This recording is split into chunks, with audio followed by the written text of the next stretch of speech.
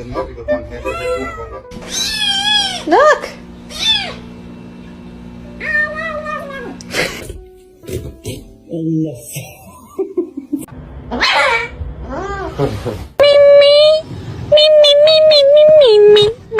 What are you doing?